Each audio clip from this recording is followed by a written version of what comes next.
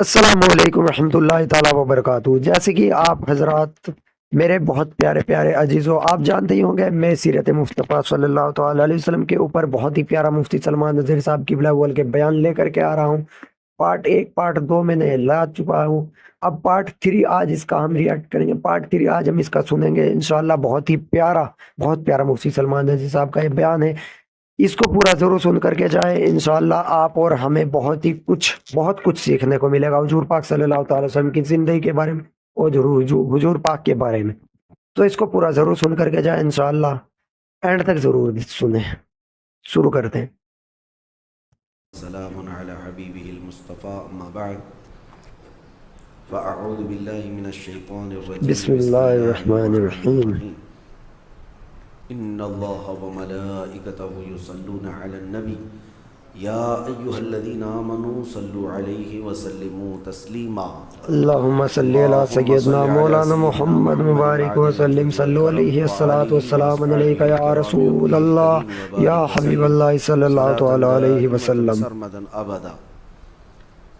صلی اللہ تعالی علیہ وسلم۔ صلی اللہ علیہ وسلم کے اس سلسلے میں آج ہم کو عرض کرنا ہے نبی پاک صلی اللہ تعالی علیہ علیہ وسلم کی عمر مبارک، سبحان اللہ، 25 سال سے لے کر 40 سال تک کی جو زندگی تھی وہ خانگی معاملات میں گزری، یعنی ام المومنین خدیجہ رضی اللہ تعالی عنہا سے نکاح کے بعد نبی پاک صلی اللہ علیہ وسلم نے وہ بھرپور زندگی اور ایک مثالی زندگی پوری دنیا کے لیے عطا فرمائی۔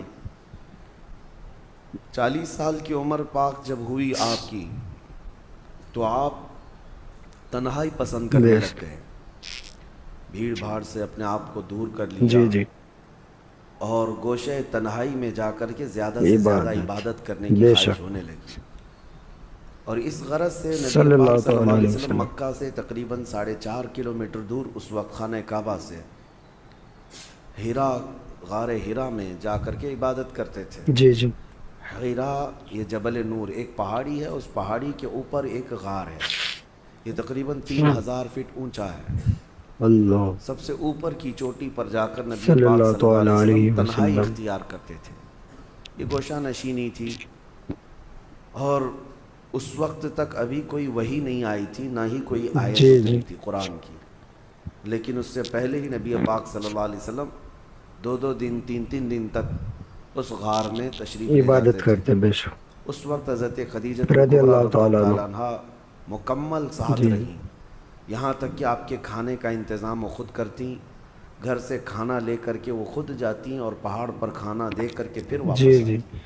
بے شک۔ آج ایک بار چڑھ جائے کوئی اس پہاڑ پر تو 8 دن تک پٹھے درد کرتے، اور حضرت خدیجہ رضی اللہ تعالیٰ عنہا دن میں 2 مرتبہ حضور پاک صلی اللہ علیہ وسلم کے پاس، کبھی 3 مرتبہ جاتی تھیں اور آتی سبحان اللہ، خدمت مصطفیٰ میں۔ پھر یہ دن گزرتے رہے تو وہی ایک دن جب آپ کی عمر مبارک کا 40واں سال تھا، جبرائیل امین علیہ السلام آئے غار میں، اور وحی کے اترنے کے معاملات وہاں سے شروع ہوئے۔ جیسے کہ میں نے تفسیر کے پہلے دن بھی عرض کیا تھا کہ قرآن کی سب سے پہلی آیت کیسے نازل ہوئی۔ جبرائیل امین علیہ السلام آئے غار میں اور حضور صلی اللہ تعالی علیہ علیہ وسلم سے کہا وسلم، اقرا، پڑھو۔ حضور نے فرمایا میں نہیں پڑھنے والا۔ پھر جبرائیل امین نے سینے سے سینہ لگا کر بہت تیزی سے بھیج دیا، اور اس کے بعد پھر چھوڑ دیا، پھر کہا۔ 3 مرتبہ جبرائیل امین نے اس طرح سے کیا، سینے سے سینہ لگا کر کے معانقہ کرتے تھے، اور 4تھی مرتبہ میں جبرائیل امین نے کہا اقرا بسم ربک الذی خلق، پڑھو اس رب کے نام سے جس نے پیدا کیا ہے۔ نبی پاک صلی اللہ تعالی علیہ وسلم نے پھر پڑھنا شروع فرمایا، یہاں تک کہ 5 آیتیں نازل ہوئی۔ یہ آیتیں لے کر کے نبی پاک صلی اللہ علیہ وسلم اترے، اور سب سے پہلے جو خبر دی گئی وحی کے اترنے کی وہ ام المومنین خدیجۃ الکبریٰ، حضرت خدیجۃ الکبریٰ حضور صلی اللہ علیہ وسلم کو لے کر کے، ورقہ بن نوفل اس زمانے میں عیسائیوں کے ایک بہت بڑے عالم کا نام ہے، ورقہ بن نوفل یہ ایک عبادت گزار شخص تھے، ان کے پاس حضرت خدیجہ لے کر کے گئیں، وہ ان کے خاندانی بزرگ بھی تھے کہ معاملات پوچھنے کے لیے کہ یہ کیا معاملات ہیں۔ ورقہ بن نوفل کے پاس جانے کے بعد انہوں نے پوچھا نبی پاک صلی اللہ علیہ وسلم سے کہ کیا معاملہ ہوا آپ کے ساتھ؟ حضور نے پورا واقعہ بتایا، غار ہرا میں کیا کیا پیش آیا۔ تو ورقہ بن نوفل نے کہا محمد صلی اللہ علیہ وسلم مبارک ہو، آپ کے پاس جو فرشتہ آیا وہ عام فرشتہ نہیں بلکہ وہ پچھلے نبیوں کے پاس اللہ کا پیغام لے کر آتا تھا، بے شک، اور اگر وہ فرشتہ آپ کے سامنے آیا ہے تو اللہ نے آپ کو نبوت کے لیے چنا ہے، آپ اس کے رسول ہیں، آپ اس کے نبی ہیں۔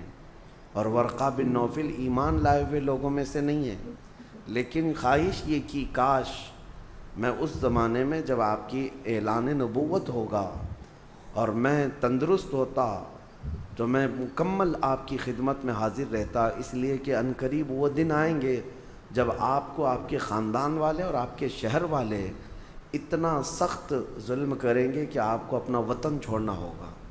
اللہ، یہ پہلے ہی کہہ دیا گیا تھا۔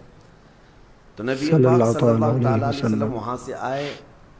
اب وحی کے اترنے کے سلسلے کو تھوڑے دنوں تک کے لیے اللہ نے موقوف رکھا، وحی نہیں آئی دوسری، لیکن رسول پاک صلی اللہ علیہ وسلم کو مکمل اس بات کی تمنا رہتی، اس وحی کے انتظار میں حضور صلی اللہ علیہ وسلم سرگرداں رہتے، کیونکہ ایک بار جو پیغام محبت آیا ہے اس پیغام محبت کو دوبارہ سننے کا شوق۔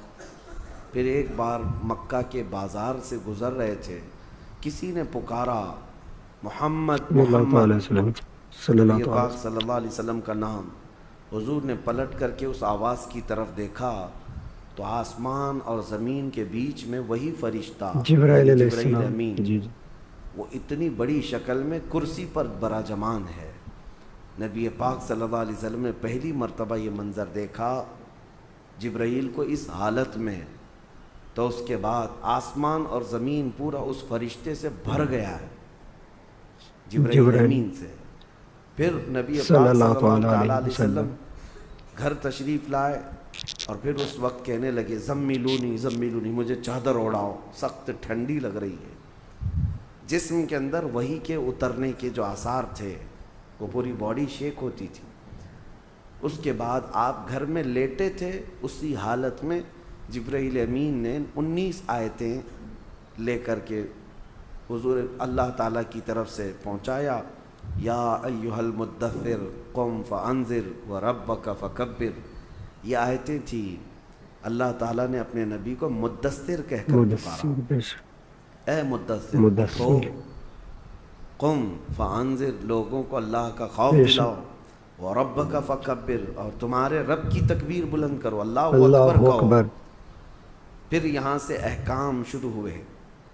اب نبی پاک صلی اللہ تعالیٰ علیہ وسلم کو باضابطہ حکم ہوا کہ آپ اپنی قوم کے سامنے اعلان فرمائیں، اور اس سے پہلے اللہ تعالیٰ نے ایک حکم یہ فرمایا وَأَنذِرْ عَشِيرَتَكَ الْأَقْرَبِينَ، آپ پہلے اپنے رشتہ داروں کو اللہ کا خوف دلاؤ۔ سب سے پہلے جو شروعات ہوئی وہ یہاں سے، حضور اکرم صلی اللہ تعالیٰ علیہ وسلم نے سب سے پہلے اپنے گھر والوں میں اپنے سارے چچاؤں کو، اپنی پھوپھیوں کو، اپنے رشتہ داروں کو جمع کیا، اور جمع کر کے ان کے سامنے دعوت اسلام پیش کی۔ سب سے پہلا مرحلہ یہی تھا دعوت کا، اپنے گھر سے شروع کیا، اور ان کے سامنے اس دعوت کو رکھا۔ ان میں اکثر لوگوں نے انکار کر دیا، اکثر لوگوں نے انکار کر دیا، وہ اپنے پرانے ڈھنگ پر ہی قائم رہے، کسی نے التفات نہیں کیا، توجہ نہیں کی۔ پھر یہاں تک کہ نبی پاک صلی اللہ علیہ وسلم کی جو امیج تھی پورے مکہ میں ویسی تھی کہ حضور کی بات پر لوگ آنکھ بند کر یقین کرتے، جی بے شک، بڑی بڑی امانتیں رکھتے تھے۔ تو ایک دن حضور صلی اللہ علیہ وسلم نے جبل ابو قبیس، وہاں پر مکہ میں ایک پہاڑی ہے یا اس کے قریب ایک پہاڑی، اس پہاڑی کے پاس سارے مکہ والوں کو بلایا کہ سب کے سب آ جاؤ، اور حضور کی آواز پر پورا مکہ جمع ہو گیا۔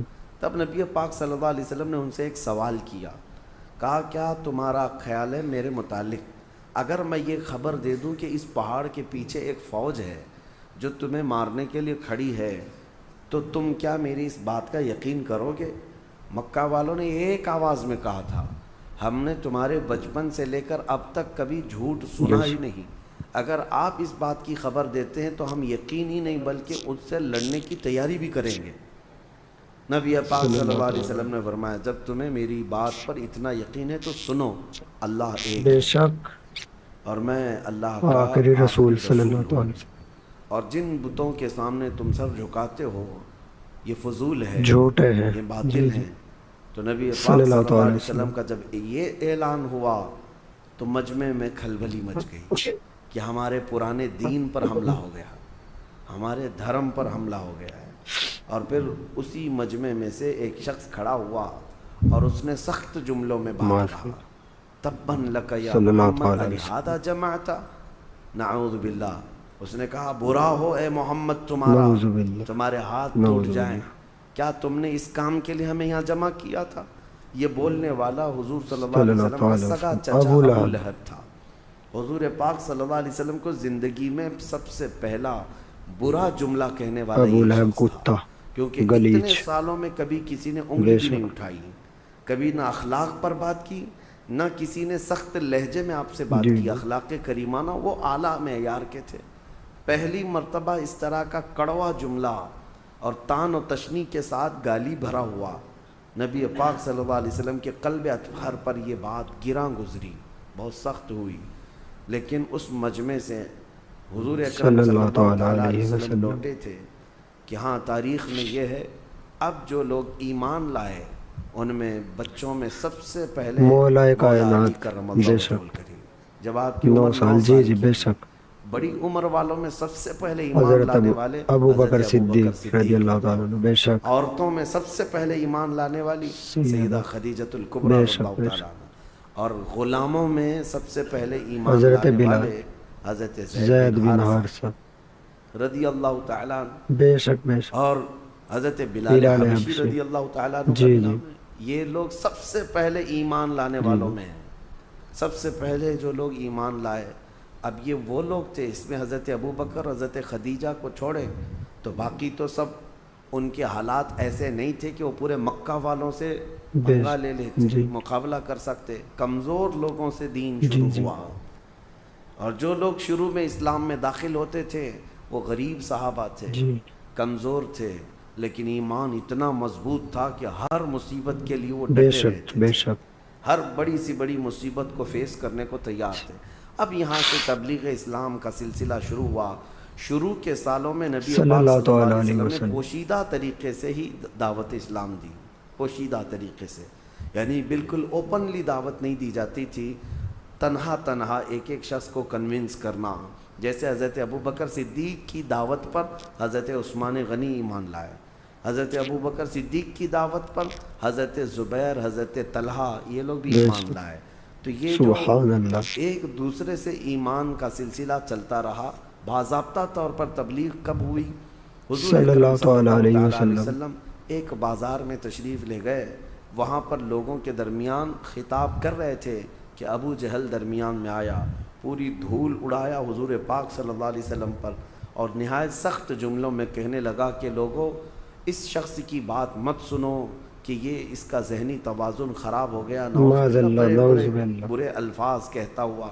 اب یہاں سے تکلیفوں کا دور ابو بھی جہل شروع ہو پر گیا, کروڑوں لعنت. آزمائش کا دور. ایک بات یاد رکھیں, کوئی بھی مشن لے کر کے کھڑا ہونا بے معمولی شک, نہیں جی اس جی, دنیا میں.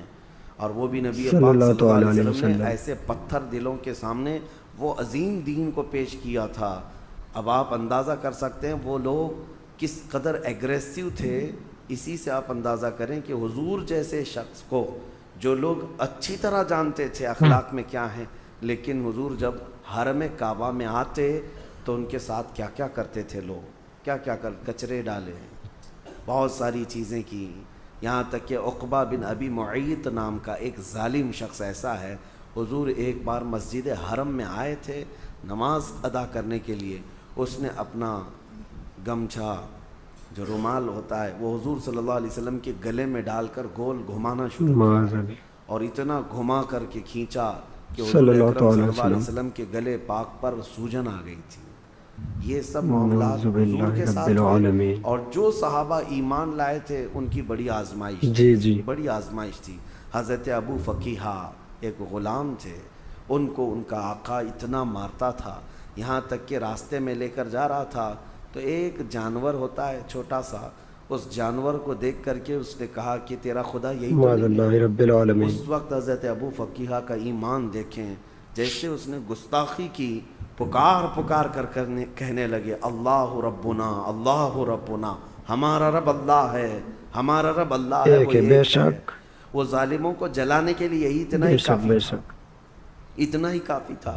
اسی کو تو اقبال نے کہا ہے کہ یہ غریب صحابہ تھے لیکن ان کے چولہے ہلا کر بے رکھ چکے شک تھے، کمزور تھے لیکن ان کے لوگوں کی نیندیں حرام کر رکھی تھی کہ ان کا داؤ ان پر نہیں چلتا تھا، وہ ڈرائے دھمکائے موب لنچنگ کیے لیکن صحابہ پر کچھ بھی بے اثر شک نہیں ہوتا تھا۔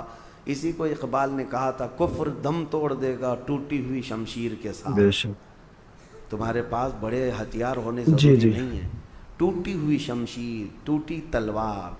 فرماتے ہیں اقبال کفر دم توڑ دے گا ٹوٹی ہوئی شمشیر کے ساتھ، گر تم نکل آ جاؤ ایک بار نعرہ نعرہ تکبیر کے ساتھ، بے شک بے شک ہاں، وہ نعرہ تکبیر کس کا تھا؟ وہ صحابہ صحابہ کا تھا، ہر گھڑی ہر لمحے۔ اب جو تکلیف اٹھائے ہوئے صحابہ ہیں ان کی ایک لسٹ ہے لمبی، کون کون سے صحابہ ہیں جنہوں نے اسٹرگل کیا ہے بہت سخت طریقے سے۔ اس میں حضرت ابو فقیہ، حضرت بلال حبشی، حضرت خباب ابن الارت، حضرت خبیب ابن عدی، حضرت عمار بن یاسر جن کو آگ میں جلایا گیا تھا، آگ میں اللہ جلایا اکبر۔ گیا، حضرت سیدہ سمیہ جن کو گھوڑے کے ٹانگوں میں باندھ کر کے دوڑایا گیا تھا، وہ بڑی عمر کی خاتون تھی، ان کی شرمگاہ پر تیر مار کر کے انہیں شہید کیا گیا تھا۔ یہ اسلام کی سب سے پہلی شہیدہ ہے، سب سے پہلے شہید ہونے والی خاتون ہے۔ مکہ میں یہ جو اسٹرگل کا زمانہ شروع ہو گیا تو اب میں آپ کو یہاں سٹیپ بائی سٹیپ عرض کروں گا۔ نبوت کے جو سال شروع ہوئے، پہلا سال، دوسرا سال، تیسرا سال، چوتھا سال، اس طرح سے 40 سال کی عمر پاک میں نبی پاک صلی اللہ علیہ وسلم نے اپنے نبوت کا اعلان فرمایا۔ جی جی آپ ایک بات یاد رکھیں، فرق محسوس کریں۔ بہت سارے لوگ یہ کہتے ہیں حضور 40 سال کی عمر میں نبی بنائے گئے، حضور نبی بنائے نہیں گئے، حضور نے تو فرمایا میں تو اس وقت بھی نبی تھا جب آدم علیہ السلام کو مٹی اور پانی میں گوندا جی جا جی رہا بے تھا، شک سبحان وہ اللہ، تو بے نبی اس شک وقت بھی تھے۔ بے شک اور نبی میرے آقا صلی اللہ علیہ وسلم اولین آخرین سب کے نبی ہیں، لیکن نبوت کا اعلان کرنے کا حکم 40 سال میں آیا، کی بے عمر شک بے اس شک کو ہمیشہ سے احتیاط کریں۔ بعض لوگ ایسے ہی بک جاتے ہیں کہ حضور کو 40 سال کی عمر میں نبوت ملی، نبوت ان کی بے زمانے شک سے تھی لیکن اعلان کرنے کا حکم 40 کب سال میں، ہوا؟ 40 بے سال شک کی عمر میں۔ اب یہاں سے دور نبوت جی شروع جی ہوا، اب اس کو دور دور نبوت نبوت۔ کہتے ہیں۔ 40 سال پہلے کی جو زندگی میں نے آپ کو رکھا وہ مختصراً وہ حضور کی ایک جی سیرت جی ایسی ہے جو آئیڈیل ہے، جی مثالی ہے۔ بچپنا، جوانی، شادی کے معاملات، تجارت کے معاملات 40 سال کی عمر تک، لیکن اب اصل جو یعنی پوری دنیا کے لیے اسوہ حسنہ ہے جس کو قرآن نے کہا ہے لقد کان لکم فی رسول اللہ اسوۃ حسنہ، تمہارے لیے رسول اللہ کی زندگی آئیڈیل بہترین ہے، آئیڈیل ہے، بے شک نمونہ ہے۔ اب وہ دور نبوت کو جی آپ کے جی سامنے دور رکھنا ہے۔ نبوت 23 سال تک، 40 سال کی عمر سے لے کر کے حضور اکرم صلی اللہ علیہ وسلم کی عمر جب 63 سال کی ہوئی، یہ پورا دور نبوت ہے۔ دور نبوت کو ہم دو حصوں میں ڈیوائیڈ کرتے ہیں، ایک مکی حصہ ہے اور ایک مدنی حصہ ہے۔ 13 سال مکہ میں دور نبوت کے گزرے اور 10 سال مدینہ مدینہ شریف میں دور جی جی نبوت کے گزرے ہیں۔ دونوں دور بہت الگ الگ ہے، ڈیفرنٹ ہیں۔ مجھے آپ کو اسٹیپ بائی اسٹیپ عرض کرنا ہے 13 سال مکہ میں کس طرح جی گزرے، پہلا سال کیا تھا، دوسرے سال کون سے واقعات پیش آئے، تیسرے سال کون سے واقعات پیش آئے۔ ہر ایک سال کی کچھ جی خصوصیات ہیں، وہ انشاءاللہ العزیز آپ کو سلسلہ بسلسلہ عرض جی کیے جائیں گے۔ مکہ کا دور مکمل اسٹرگل کا جی دور جی ہے، بے شک یہاں کوئی جہاد کی آیت نہیں اتری تھی۔ 13 سال صبر کیا گیا، ہر چیز کو سہا گیا گیا صبر ہے۔ کے لیکن ساتھ جب ہجرت ہوئی، مدینے میں جانے کے بعد اسلامک حکومت جی اسٹیبلش ہوئی، اسٹیٹ آف اسلام جس کو کہیں آپ، یعنی سب سے پہلی چیز جو نبی صلی پاک صلی اللہ اللہ علیہ تعالیٰ علیہ وسلم نے وسلم قانون، پارلیمنٹ، ایک نظام جو قائم کیا وہ مدینہ طیبہ، مدینہ کی بھی 10 سال پہلا مدنی سال، دوسرا مدنی سال، تیسرا مدنی سال، ہر ایک کی خصوصیات ہیں اور ان میں جنگیں بھی جی ہوئی ہیں. ہم اس کو تقسیم کر کے اب اصل سیرت کو یہاں سے آپ کے سامنے رکھتے ہیں. روزانہ میں انشاءاللہ العزیز سلسلہ بسلسلہ آپ کے سامنے رکھنے کی کوشش کرتا ہوں. اللہ کریم میرے آقا صلی اللہ تعالیٰ علیہ وسلم کی صلی اللہ سیرت تعالی طیبہ پر ہمیں عمل کی توفیق آمین عطا فرمائے. مولا کریم نبی پاک صلی اللہ علیہ وسلم کا سچا عشق اور سچی محبت ہمارے سینوں میں آمین عطا فرمائے. وآخر دعوانا ان الحمدللہ رب آمین. العالمین. صلاۃ والسلام کی تو جیسے کہ دیکھا آپ نے، بہت ہی پیارا یہ سیرت مصطفیٰ صلی اللہ علیہ وسلم پر بیان تھا اور ہمیں اس میں بہت کچھ سیکھنے کو ملا ہے. اور انشاءاللہ آگے جو بھی ہمیں سیرت مصطفیٰ صلی اللہ علیہ وسلم پر بیان آئے گا، میں آپ کو لے کر آؤں گا، میں اس بیان کو آپ کے سامنے لے کر آؤں گا. سارے سیرت مصطفیٰ صلی اللہ علیہ وسلم پر بیان، ان میں بھی ہمیں بہت کچھ سیکھنے کو ملے گا. تو آئیے آپ اور میں ہاتھ اٹھا کر مفتی سلمان نظری صاحب کی بلا اول کے لیے دعا کر لیتے ہیں. جیسے کہ آپ جانتے ہیں وہ بے قصور جیل میں بند ہے. بسم اللہ الرحمن الرحیم. اللہم صلی علی سیدنا مولانا محمد مبارک وسلم. صلو علیہ الصلاۃ والسلام علیک یا رسول اللہ یا حبیب اللہ صلی اللہ تعالی علیہ وسلم.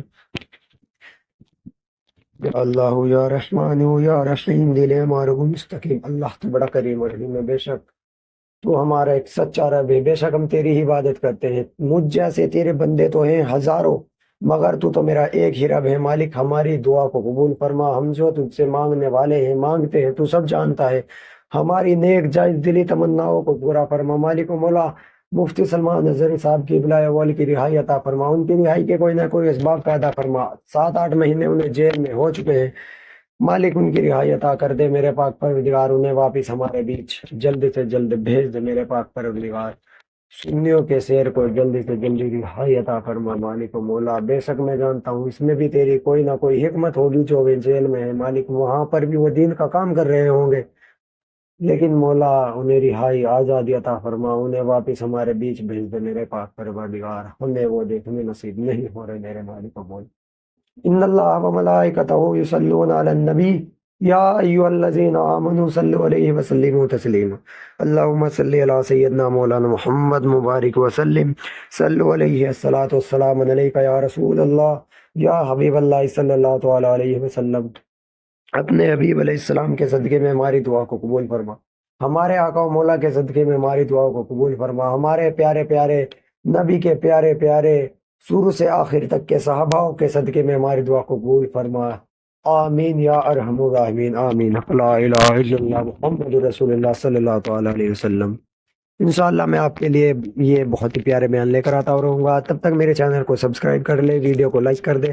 اور آپ کو ایسے بیان آگے مفتی سلمان جیسے صاحب کی بلاول کی بیان چاہیے وہ یا نہیں، کسی اور کے میں لاؤں، اگر کسی اور کے بیان لانے ہیں تو مجھے کمنٹ کر کے بتا دیجئے. اپنی رائے کمنٹ میں دے سکتے ہیں آپ. السلام علیکم رحمۃ اللہ وبرکاتہ.